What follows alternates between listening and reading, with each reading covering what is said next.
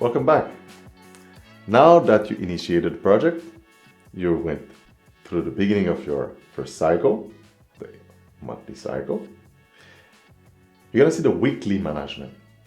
As you can see, we're just breaking down into manageable pieces. We're going from high level, monthly or a bigger cycle, and the weekly management, a more controllable at a lower level cycle.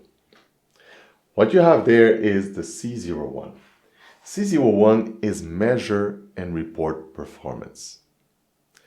Measure your performance. Report your performance. These two words together can be combined for certain project managers as monitoring. You're going through certain activities, you're going to receive different type of output, and you're measuring and you're reporting on performance. You're measuring what? You're measuring forecasts. So forecast of the quality of the project, the time and the budget usually comes on top because you're measuring, are we reaching this on time? Are we on budget? Is the quality as required? And sometimes you're measuring on scope. Are we still within what we are looking for this project? It is very important that once you measure, that you also keep your focus on what the project is. The tendency to move far in the spectrum of what the project is supposed to do is a risky business.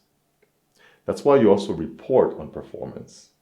You report on performance in order to make sure that the stakeholders and other members of the team are aware of where we're going and what has been done to move forward with this project. You don't focus too much on what has been done, but where we're going from the point of where we are. Still focusing on this forecast, this focus point. At the same time, projects are not static, so you go back and forth. There might be a quick feedback required from the stakeholders and the members to make sure that this report makes sense to them, makes sense to you, and that the measurement that you took is something important and crucial for them. The report might not be one report fits all. It might be different type of reports. If you can offer a dashboard where people can click down to the details if they need to, that's okay. Some other stakeholders might need a one-liner, might be done by emails, through paper reports, online. You have different ways of reporting, but all you have to make sure is this is not putting too much effort on your team. It makes sense for you, but also it makes sense to the stakeholder receiving the information. And that both of you or both groups have a common understanding of what is important to them in order to move forward. Once you measure and you report, what happened in C02 is you're planning for the deviation. Because you're going to report, as we just mentioned, the forecast. You're seeing, are we on time? Are we within budget? Is the quality of what you receive is up to par? Is it okay? And if it's not, you have to plan and respond to the deviation. How do you fix that? How do you correct that? How do you make sure that you go back on track? That, to some people, could be named the controlling part.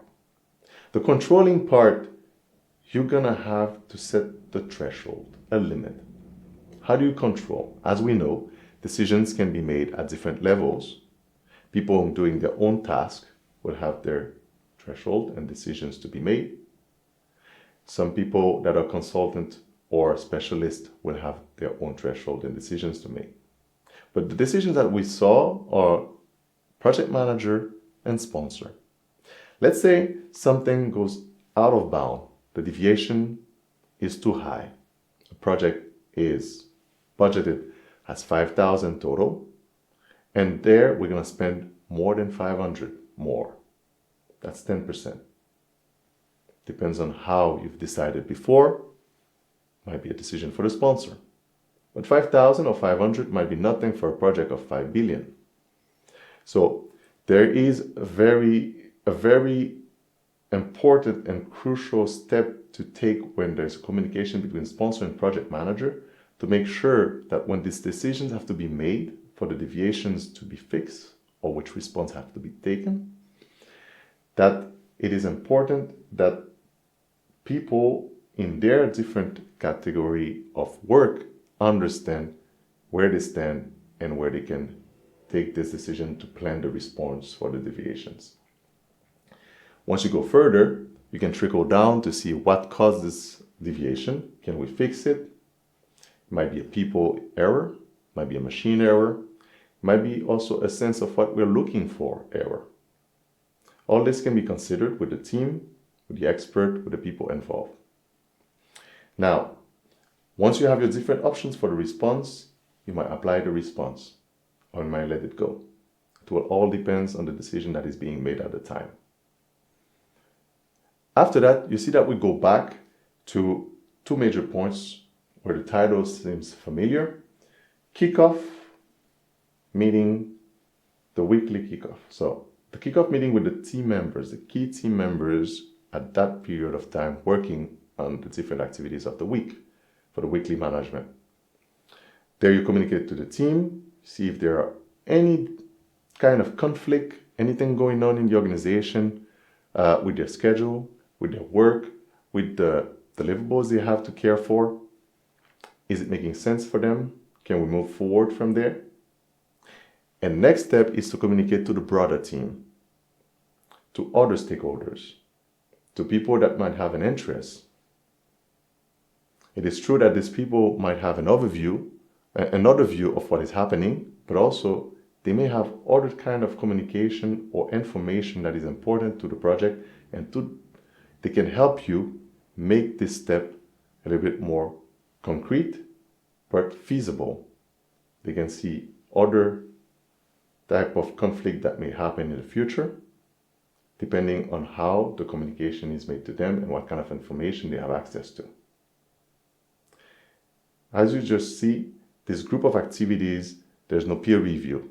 But if you can try to discover within what I just said, you'll see that there's a broader wisdom of the crowd working as a peer review for the project manager to make things objective, less biased, and more feasible.